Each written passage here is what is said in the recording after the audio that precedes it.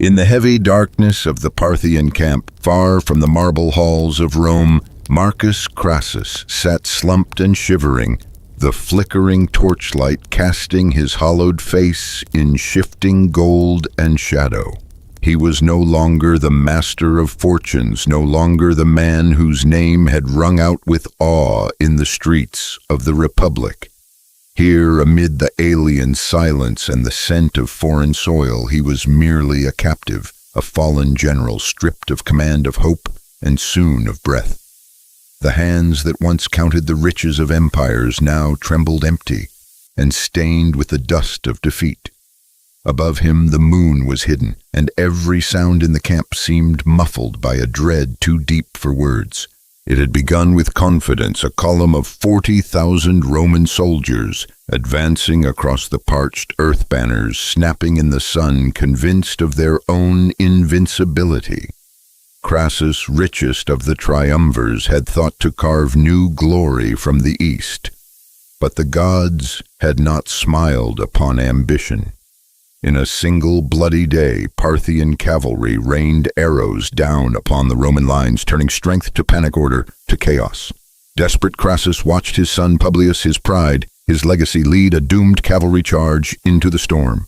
All who rode out were swallowed by dust and death. And then, in a moment that would haunt Crassus until his last breath, the Parthians paraded Publius's severed head before the broken Roman ranks. In that instant, something shattered in the old general.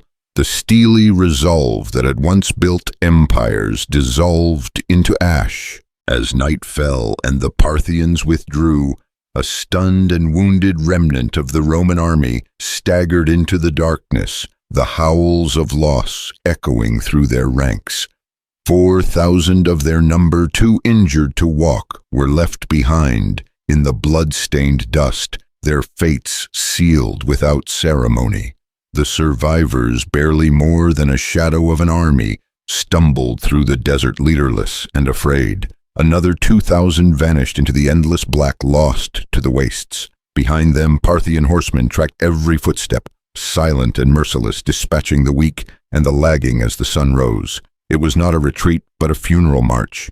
At last, the battered remnant found refuge within the walls of Carrhae, though it felt less like safety than a pause before annihilation.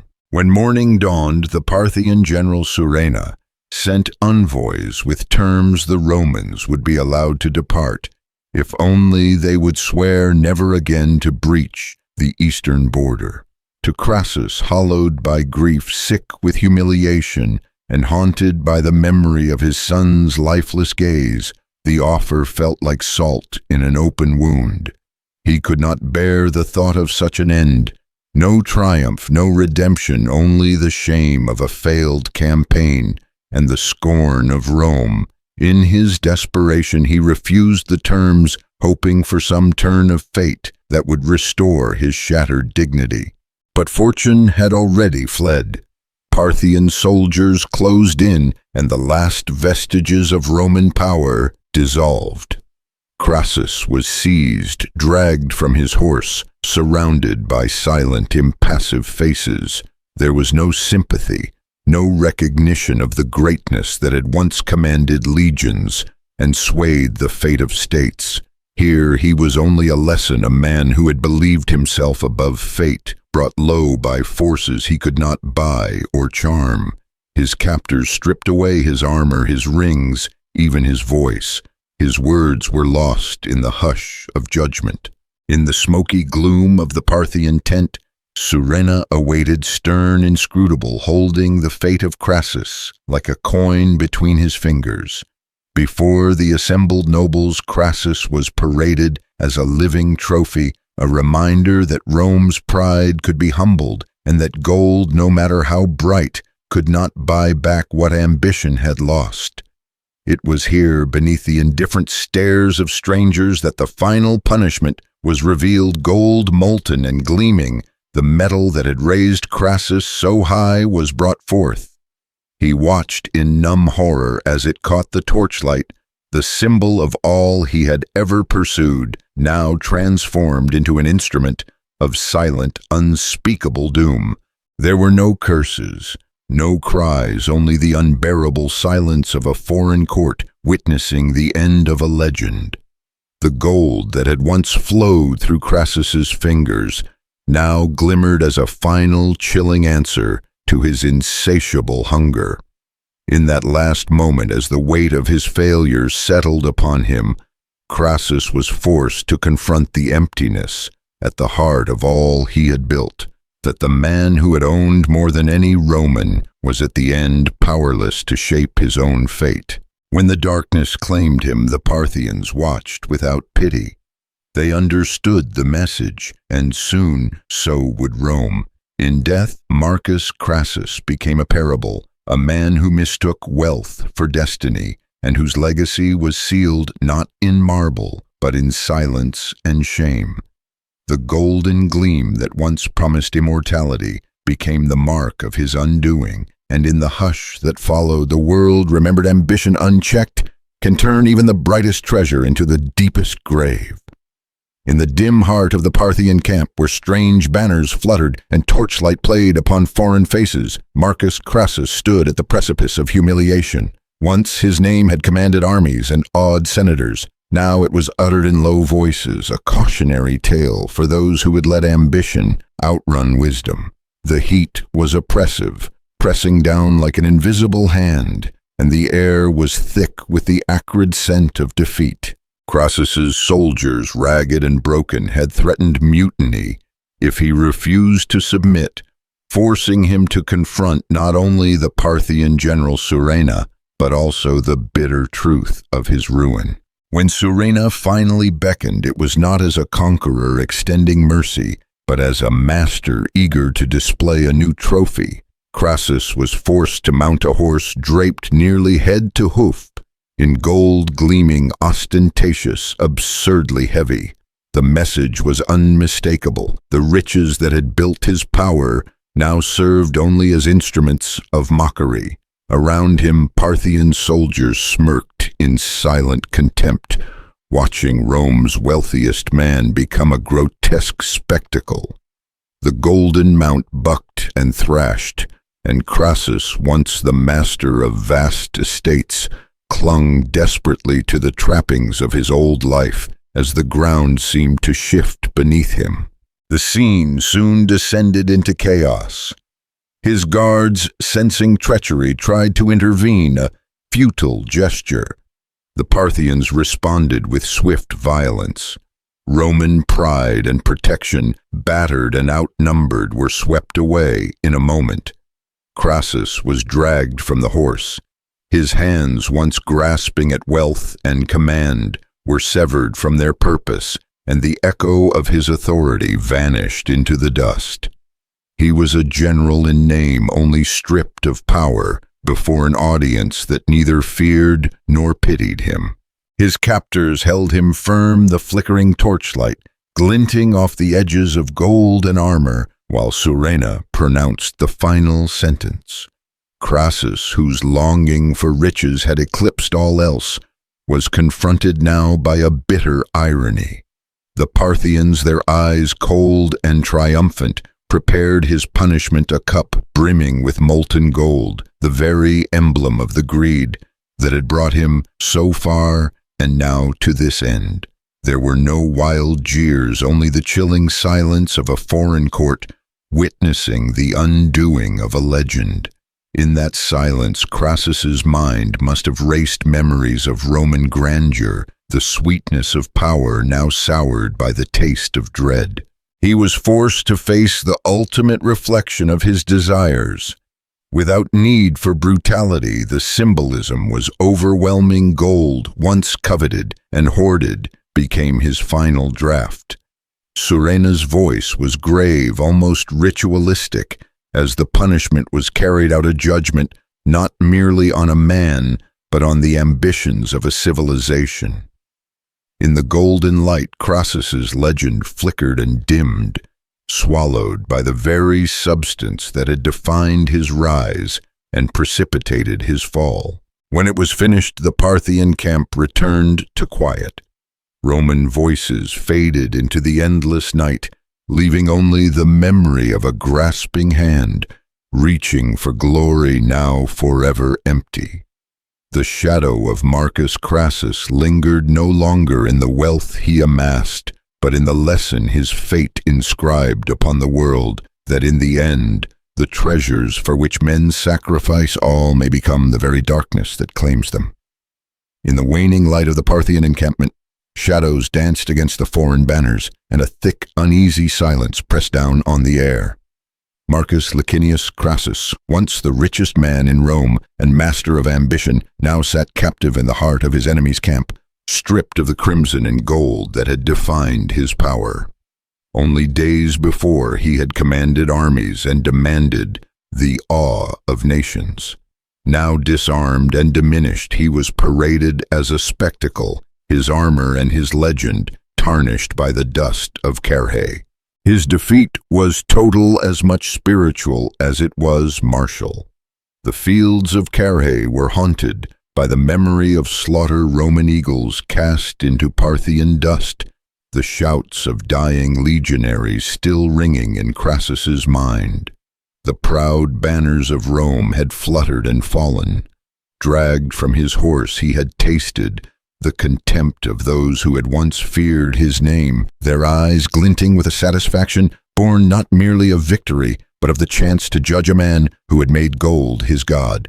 Now every motion was watched, every breath measured. Crassus felt the weight of humiliation more keenly than his shackles. He had bartered and schemed for decades, only to find himself at the mercy of strangers, whose language he barely understood their faces, impassive as marble as they prepared his fate.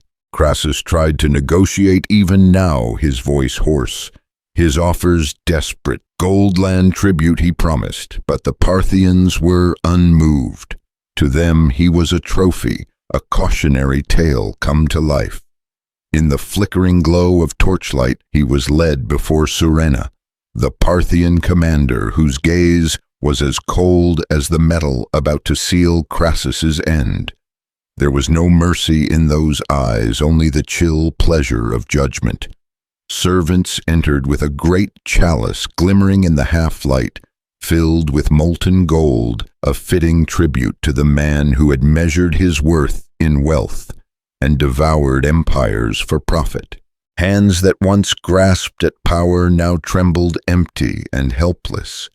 Crassus understood in the sick hush of that moment the irony sharpened by centuries of legend. It would be gold, the very substance that had built his fortune and his downfall, that would become his final torment.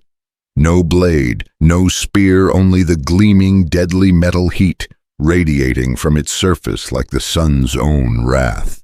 The Parthians forced him to face his greed, not with words but with ritual, as if performing a dark sacrament. Crassus stared into the vessel, his own reflection wavering on its surface, warped and monstrous. The torches flickered and the Parthian court watched silent as the grave. Some among them smiled, others looked on wary, sensing that this was more than mere execution. It was a message, a parable etched in shadow and fire. As molten gold neared his lips, the air grew stifling, the scent of metal mingling with sweat and dust. The moment hung suspended, a conqueror brought low by the hunger that had once driven him forward, now turned inward, devouring all that remained. In those final moments, Crassus felt not just pain, but the full weight of regret and recognition. The gold, once a promise of immortality, was now the agent of silence. As the act was carried out, the Parthians maintained their hush, only the whisper of gold and the soft crackle of the torches breaking the stillness. Crassus's legend, so carefully constructed, dissolved in that oppressive heat. The hands that had reached for everything closed on nothing. His name echoed once faintly, then faded among the banners and the foreign tongues. When the torches were finally extinguished, the camp returned to shadow, and with it the world was left with a single lesson, that the weight of unchecked ambition, like molten gold, can consume even the greatest of men, leaving only silence and the cold glint of what once was treasure. Defeat had a taste Marcus Crassus had never imagined, bitter, metallic, and clinging to the back of his throat, as the torchlit gloom of the Parthian encampment closed around him. Here, at the edge of the desolate plain swept by sullen winds, the man who once measured Rome's worth in talents of gold now stood stripped of every illusion, watched by silent eyes that gleamed in the darkness. The legends of his boundless wealth, the swagger of a general who bought victory and influence alike, faded into nothing as he was dragged from his fallen horse, his limbs aching, his dignity left somewhere in the blood-soaked sand of Carrhae. Crassus's hands, once quick to sign decrees and count coin, now trembled, bound and powerless. In Rome, his grasp had seemed infinite landmen fortunes, all bent to his will. But here, across the world and deep in enemy territory, that grasp was severed in every sense. The Parthians paraded him as a prize, a shadow of a Roman commander. Robes torn, silver hair wild, the weight of humiliation bowing his shoulders. Around him, the flicker of foreign torches cast monstrous shadows on canvas and gold, their flames reflected in the polished metal that adorned his captors, a cruel mockery of everything Crassus had worshipped. He tried to speak, to parley, to offer ransom and reason, but his words, once commanding, now sounded hollow in the hush of judgment. The Parthian general Surena watched with cold amusement, his eyes as impassive as the moon, as Crassus begged first for his life, then for dignity, and finally for a mercy that would not be given. In these moments, the great general understood the depth of his isolation. The legionaries he once led were gone scattered, or slain, their loyalty lost to the shifting winds of fate. The ambitions that had driven him across deserts and rivers now felt like the empty rattling of a coin purse. Then came the final sentence. In the gold-lit gloom of the Parthian court, servants brought forth a vessel heavy with molten gold, its glow throwing uncanny patterns against the hangings. Crassus stared numb with horror at the shimmering surface, his whole life's pursuit distilled into a pool of liquid fire. It was Surena's gesture that completed the nightmare, a signal, a wordless decree, and the vessel was brought to Crassus's lips. No violence erupted, no dramatic struggle, only the inexorable, suffocating certainty that the very symbol of his rise gold was now to become his destruction. The assembled Parthians looked on in silence, their faces unreadable, as if witnessing a ritual both just and inevitable. In those last moments, as the glint of gold flickered across his eyes, Crassus felt the cold collapse of meaning. The echo of his name, once spoken with awe in Roman forums, now faded into the foreign hush. Hands that had once seized power and wealth now shook and fell limp. All that remained was the heavy darkness of captivity, the scornful quiet of a foreign court, and the molten judgment that would make him a legend, not for the riches he amassed, but for the ruin they brought. The silence lingered after the torches burned low, carrying the warning that even those who grasp for the world may find themselves swallowed by the very gold they once adored.